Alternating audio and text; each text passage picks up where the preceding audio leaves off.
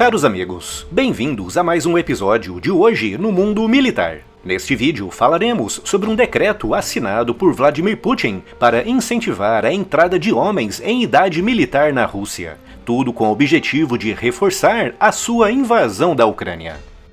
E se ainda não está inscrito no canal, inscreva-se já e acione o sino das notificações para não perder nenhuma novidade. Por mais moderna, mecanizada e automatizada que seja uma guerra, no final, o elemento mais decisivo e importante continuará sendo sempre a infantaria.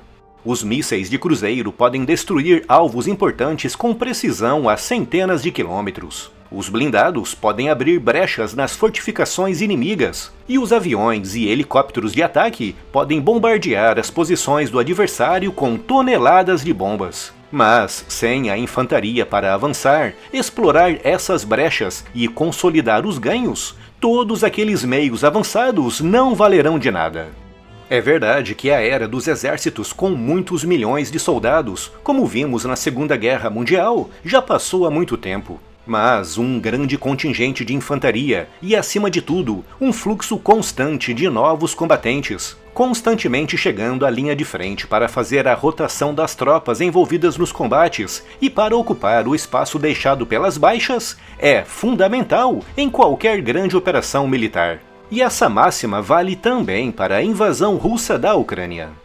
Quando Putin invadiu a Ucrânia no dia 24 de fevereiro de 2022, ele lançou contra aquele país apenas os seus melhores homens. Todos eles soldados profissionais com comprovada experiência militar e contratados praticamente a peso de ouro, com soldos até 10 vezes superiores à média. Como Putin partiu do princípio de que a invasão seria breve e que o Ocidente faria como fez em 2014 e não se envolveria diretamente na guerra, o número de militares destacados para a primeira onda da invasão foi relativamente baixo, com esse número rondando os 150 mil. Mas, como as notícias nos mostram diariamente, a realidade daquela guerra é bem diferente daquela que Putin previu, com a Rússia precisando hoje, com urgência, de uma grande quantidade de novos soldados para o preenchimento de lacunas em posições defensivas e para a atuação em manobras ofensivas contra um inimigo cada vez melhor armado e equipado.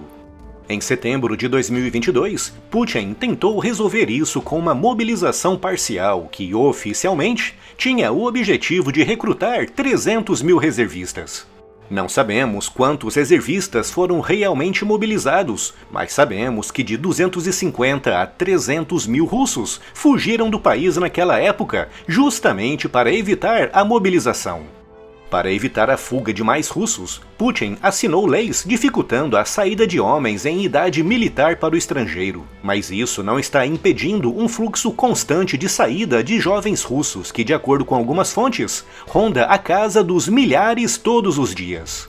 Com a população masculina em idade militar diminuindo de dia para dia, com isso afetando não apenas a sua invasão, mas também a sua economia, Putin decidiu incentivar a imigração de estrangeiros para a Rússia, assinando nesta segunda-feira, dia 15 de maio, um decreto facilitando a obtenção da cidadania russa.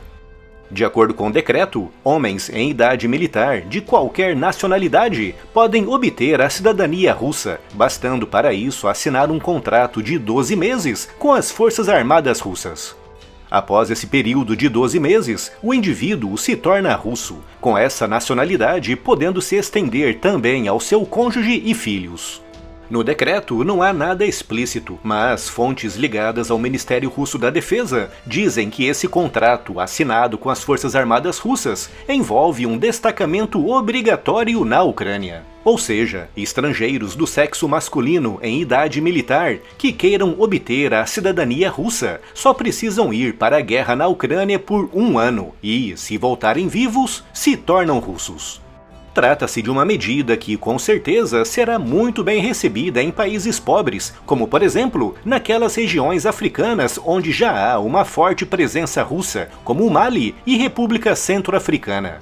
Resta saber se isso terá realmente o efeito pretendido, que é o de aumentar o número de soldados russos na linha de frente, ou se resultará apenas em uma gigantesca massa de jovens oriundos de países pobres à procura de uma oportunidade no estrangeiro. jovens com pouca ou até mesmo nenhuma motivação para lutar e morrer por uma guerra de expansão e conquista imperialista.